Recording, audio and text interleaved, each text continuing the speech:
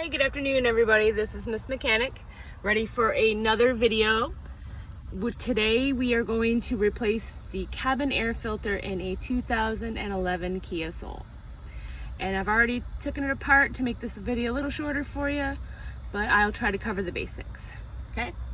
So I'm using a Phillips head drill, and then these are all the screws that you have to remove. Keep them all in one spot, you don't want to lose any. And I have my air filter, my cabin air filter. And I'm gonna turn you around, you can see where it's at in the 2011 Kia Soul. It is behind the glove box. So, I've got the glove box down here on the floor. And I've got my air filter pulled out. And note which way it says the airflow is, because when you replace the filter, you want the airflow to go in the same direction, or else you will be putting the filter in backwards. So I pulled it out, I notated my airflow right here, so I have my filter lined up to match the one I'm pulling out. So I'm gonna pull it out. It's pretty dirty, it needs changed. Pull it out.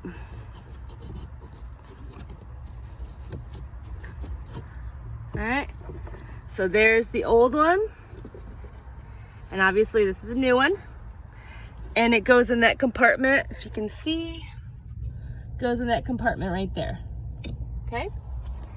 And there's a door that's attached to it. So now I'm going to put in my new one. I may have to set you down to get it in there, but we'll see. Nope, and it just slides right in like that. You take the door, put it back on. If it falls off, it's all right. Just put it back in there.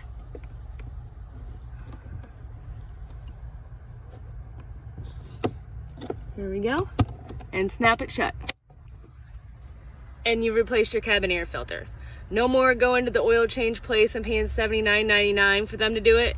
You can literally do it yourself. It takes 2 seconds. So for the screws, there is 2 on the top, right there, and right here. There is 2 on the sides, right there, and right there. And then there's 3 across the bottom. Right here, and right here. And then there's one sneaky one you have to get. It's inside the glove box. Sorry for my dirty glove box. It's inside the glove box in the back on the shelf right here. I usually take my screws out from bottom to top so that way it doesn't fall on me. Putting it back in, the same thing. It just pops back into place and then you put the screws back in. That's it. If you like this video, go ahead and subscribe to my channel. There'll be more to come. Have a great day.